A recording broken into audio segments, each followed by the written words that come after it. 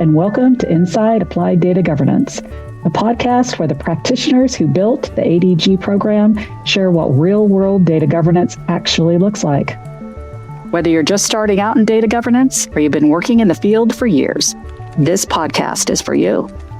Well, you will learn real-life lessons and practical advice from the people behind the Applied Data Governance Practitioner certification. To learn more about the ADGP certification program, visit training.dataversity.net. I'm your host, Barbara Nishaw, and today we're talking to John Ladley, one of the key contributors to the ADGP certification, about proving value and sustaining momentum for data governance. Let's jump right in. Hi, John, and welcome to the show. Hello, Barbara. How are you? Good to see you again and talk about data governance again. It is wonderful to talk about it. I'm so excited to hear all of your insights. But before we dive in, let's just talk a little bit about you and your background. So the first thing, just tell us about you and your role in data governance. Yeah, the role in data governance, I have been connected with the data corner of technology since the late 1980s, actually, and just kind of evolved along the way. I got to a point in the mid-2000s that the literature out there was abysmal. It was not useful. Some of the literature we had was harmful. So I started to roll up my sleeves and wade deeper into it, less of a practitioner, more of a educator, I guess, and a researcher. And I ended up writing 2 editions of a book. The long title is Data Governance, How to Deploy blah, blah, blah, blah, blah, a data governance program. 3rd edition is on hold right now due to AI and figuring out how to stuff all that AI stuff into the same number of pages we're allowed to have. So, but that's how I got into it. I've been more than anything, I will tell people I am a practitioner. Everything I talk about is something I've done. In fact, I will not talk about something, or I will not relay a concept I've heard unless it's actually been tried in the field.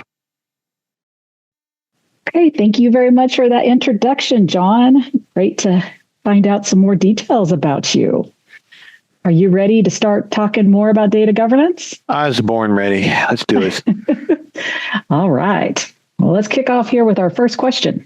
From your perspective, why is establishing value and ROI for data governance so important for organizations? Well, we said in the prior 2 podcasts, you've got to talk about governing data from a standpoint of value and benefit to the organization. Even though it is at its philosophical roots, it's an overhead function. It's something we want to disappear. We want it into the background noise of an organization. It still needs to have perceptive or perceived value. Okay? Yeah. So, and the only way an organization understands that is to talk about it in numerical terms, whether you like it or not. It's like we talked about, if we want to communicate with leadership, they don't need to learn technobabble. We have to learn business talk. Well, we also have to learn to talk in terms of metrics. We have to learn to talk in terms of, well, we did these certain data oversight capabilities, which enabled certain business things, and that added value to the organization. All right, you need to tie it. Remember, direct bottom line benefit of an overhead function is, from an accounting standpoint, not permitted. That's something that most talking heads won't talk about. They'll say, "Oh yeah, we can do ROI. Like, we're a big consulting firm. We'll do ROI on your governance program. We'll show you 20% a year." Lion. No, that means they don't understand it's an overhead fund. They're treating it as another project that's got an ROI on it, with a cash flow or something. You are enabling other resources. And your value comes from seamlessly and efficiently and cost effective enabling these other capabilities. And any good business person will tell you that a good back office team is invaluable to the front lines, right?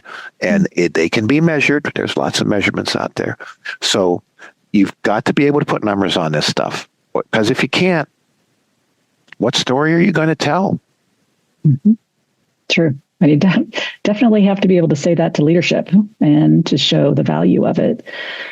Why was it so important to include in the ADG body of knowledge? Because data people don't know how to do it. Mm-hmm. All right. I remember when I first started to do a talk on metrics, I used to do a half day or a full day talk on data management metrics. Mm-hmm. I think it was 10 or 15 years ago. And a bunch of people in there, and everyone wants to hear about this because someone was, I'm going to learn metrics. I can finally talk to leadership. And I start out with, we need to know the concept of net present value. Okay, which is the value of an asset now compared to its future value at a predictable rate of return over a period of time. And the whole room just went deer in the headlights. Because they're like, this is finance. I go, You said you wanted an ROI, you wanted metrics. That's your CEO isn't going to waive financial metrics. Oh, I want a good metric, but don't worry about that bottom line stuff. I'll just waive that for today. No, that's not how they work. Okay. And I end up, for the first few years, I ended up doing basic financial concepts: present value, future value, cash flows, depreciation, tax consequences, right? Tax credit versus tax deduction, things like that. And then I discovered that I had to explain what a balance sheet or an income statement was to a lot of people, because they just been doing their data thing. Great, loving it, having a great time. But now they were told to go talk to leadership. Leadership wants to talk about the income statement.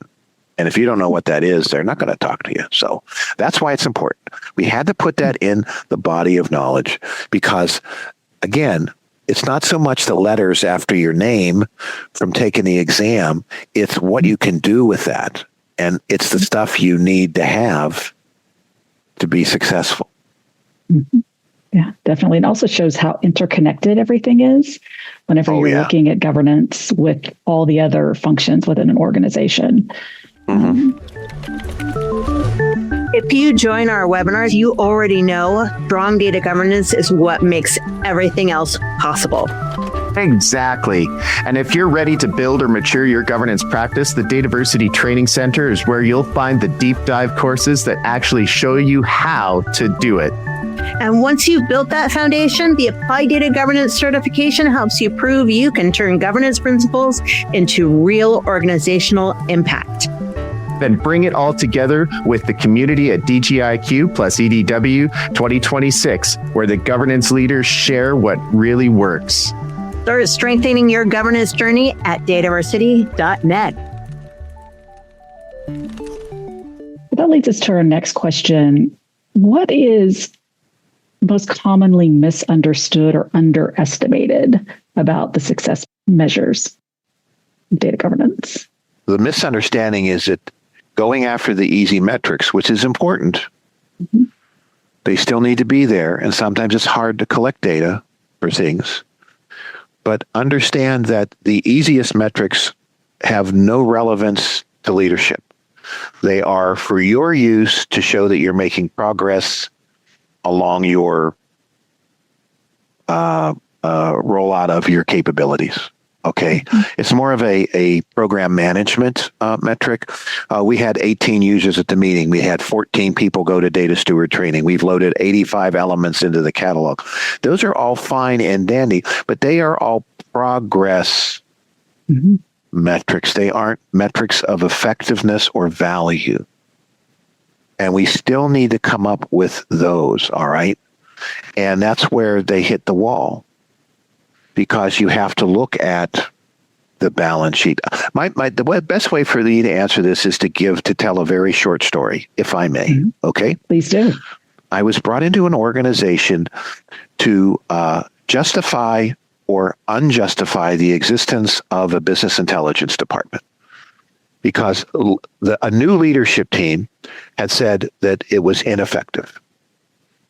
But the person who was in charge there, who had survived the purge of the old leadership team, was the CIO, had survived the purge, said, well, I've always thought they've done a good job, but I've got a lot of heat on me, John, so I need you to come in here and show me where these people complaining are correct. And if I have to, I'll have to close them down. Oh, okay. We can do that. So I had to look for the value of business intelligence, or the value of how this company used data. Mm-hmm. And I did. And we, they started with, well, we've got 20 people in the data warehouse team, and we've got so many terabytes in the data warehouse and all these things. And I was like, no, that doesn't show value. So long story short, I went and generated a bunch of performance metrics that were tied to business activity. Mm-hmm. And I connected the use of data in all the operational areas and their success judged by their own department metrics, which is how you did management by your MBOs, your bonus calculations. Those are based on business performance. So we married data use metrics to executives achieving their bonuses and performance within these areas.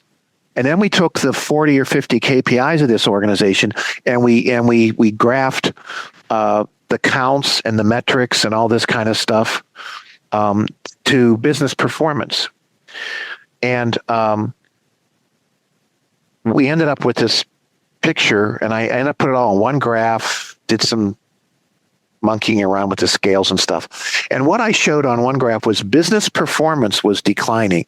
This organization had had 3 really crap years. I mean, there was a reason there was a new team in. Okay. Okay. But the new team they weren't impressing anybody either. It was like the Tottenham Hotspurs of data management. You have to be a football fan to understand that one. Yeah, all right. I don't know what that means. That's okay. Right now, there's some guy in England just laughing his butt off. Okay, we'll just go with that. All right. Anyway, the use of the data warehouse was constant, and the investment was constant. But the telling metrics were that the downloading of data and building departmental data stores, which we sniffed out, was rising up. And at the end of the day, we showed that the value of the organization had decreased, while at the same time, all the executives, the old team and the new team, had helped themselves to all the raw data they wanted to get to, because they had said the data warehouse team is no good, so we'll get it ourselves. And they did. And it turned out that it didn't matter, that the best data was in the data warehouse. The data they were using was horrible. Mm-hmm.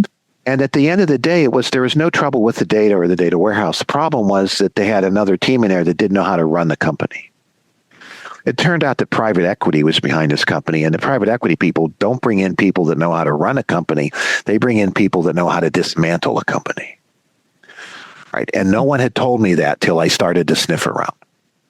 Right? And so you can explicitly show the connection of data use and data management and data governance to financial return. You can do it. I've done it. It takes a little education. That's the problem. We don't educate people yet. But the 2 or 3 people that have worked with me and learned have left the room going, OMG, I'm in a new world right now. That's a great example and great story, because I know in my previous life, we used a lot of those metrics where, this is how many people we trained, and this is how many people are engaging with this, and how many new definitions we have. And it's a starting point, but it never really resonated on the impact. Remember the carpenter metaphor from our first podcast? Yes. That's like the carpenter. You say, hey, how long till my house is ready? Well, today I cut 5 boards. Mm-hmm. I'm sorry. I asked, when will my house be ready? I cut 5 boards. And I'm proud of myself for cutting 5 boards. I'm very proud. Yeah. It's like having a 6-year-old on the team. Daddy gave me a saw and I did 6 boards. I'm special. All right. That's so funny. When are you going to put the roof on? That's what right? Okay. Moving on. Right. Sometimes there's a need for restarting or revitalizing a data governance program. What does that look like in an organization? Well, you've tried once or twice. Okay. And when I tell, when I do the data governance boot camp now, and I'm doing something at Enterprise Data World here in May, an advanced concepts thing, I say, look, most of you are on your second or third go at this, right? Well, the first thing you need to do is why are you trying it a second and third time? All right. And based on that, how they ended up there is what you need to do to revitalize it. So there might have been no alignment. We just started to buy stuff and do semantical stuff. Yay. All right. But business didn't care. You might have tried to help master data management project or someone else, and app dev didn't really let you get involved. There's lots of reasons these things. You ignored culture entirely, right? That's the big one, right? So when I see that someone is going second, third, fourth, fifth time in one case for an organization, I see 2 or 3 big things. I see lack of alignment, total ignoring culture. All right. And I see a third thing is usually a failure to understand how big the gap was between what you can do and what you need to do to be successful. And organizations go, yeah, we can do that. And then when you go in and independently assess that, you go, no, you can't. You cannot do that. Not in a million years. We have got to set our sights a lot lower. So that's how that works out. Good. All right. What advice would you give to someone who's responsible for this area of governance? Understand what makes an organization be successful. And it isn't knocking down tasks on a project plan. Understand what success looks like to your leadership team. Understand what they want to see. All right. Again, the metrics we talked about, like counts and stuff, those are important for progress. You do need to measure. Also, if you're counting people coming to meetings and that number goes down, that's a big indicator. Those are all important program operational things, but they're not speaking the language of leadership. All right. Learn that language of leadership and start to speak to that. That's the one piece of advice I would give. That's very important advice. Communication, as we've mentioned, is extremely important. Yeah. Next question. Why is ROI so difficult to articulate in a governance program? The talking heads oversimplify it. Talking head will say, "Oh, you have to have an ROI." It's obvious you have to have an ROI. But then, if I press them, I go, "Well, what is the ROI?" And I go, "Well, you do something and you make some more money." I said, "Well, show me the process to get there." And they go, and then they go, "Well, I got to go. I'm getting a call right now." Here's the thing. ROI in the simple state, it's not the ROI of we're going to build a factory and the factory is going to build more cars and there will be an ROI on the factory and all that capital investment because we're going to sell more cars. It's not that simple. That's not the ROI you're looking for. What you're looking for is the benefit of enabling the efficient exploitation of a resource called data. Okay. Now that means you are assessing, in many cases, the efficacy of an overhead capability. It's not a line function. It's a staff function. And if you don't know what I mean by those two things, then go look them the hell up, because that's how you talk to business, okay? So if you're in a staff function, you're overhead. But overhead can have, look, marketing. What's the value of marketing? Get sales. Well, yeah. Well, Hopefully. no, mind share. Yeah. The objective of the sales department or sales marketing is mind share. And how do you evaluate the ROI of marketing? Oh, well, we mailed out a lot of campaigns and we sent out a mailing, or we did a coupon, or we did a thing like that. Marketing is measured, but it's a very sophisticated form of measurement. And the return on marketing is as a result of looking what marketing has enabled. In other words, marketing gave the salesperson more tools, and that salesperson was enabled. So there is a connect the dots function here. That ROI comes from a connect the dots function. All right. And that's the part people don't know how to calculate that. All right. And now I tell them the one simple answer is, well, where do I look that up? If you want to read more about it, the Kaplan and Norton book, Strategy Maps, is your primer for that. Okay. And then you'll learn how to really articulate benefits than just, spend some money and get 10% return on the investment. That's bush league. You got to go past that. Very good. Out of all of these ROIs and values and things that we've talked about, what signals you that a data governance program might need to be revitalized? Well, that's where those counts come in. People stop showing up at meetings. All right. You were doing 3 elements a week on the catalog, and now you're doing one element a month because no one's coming to the meetings or whatever like that. You had this much budget last year, you have this much budget this year, and it's 10% less. Oh, those are things that are dead thing. Also, I call it the grousing index, where people say, oh, I've been banging my head on this for 4 years and they're not listening and I can't get across. And I have a peer who's an app dev and they're just like totally crazy and they won't listen to me and they don't even invite me to meeting. All of that stuff are all indicators to me that you're in a lot of trouble because you don't have engagement and you're not working with your culture. And so those scream to me that we need to reload the program, that wherever it's going, we need to stop dead in our tracks, reload, and do it again. Okay, great. Like I said, very great insight. All of this has been wonderful. We have one last question. What kinds of value are often invisible early, but critical long-term? Trust, engagement, understanding of the culture, a good set of business metrics and business-related metrics that tie you to business results. Those things take a long time to percolate. That's pretty much it. Okay, that's true. Yeah, definitely trust. Thank you very much, John, for joining us. This has been very insightful. We've enjoyed, and I'm sure our listeners have enjoyed as well, all of your insights.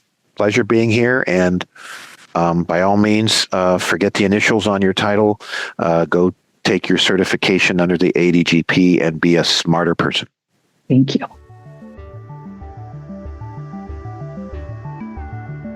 And for our listeners, if you'd like to learn more about the ADGP certification program and the Applied Data Governance body of knowledge, visit training.dataversity.net.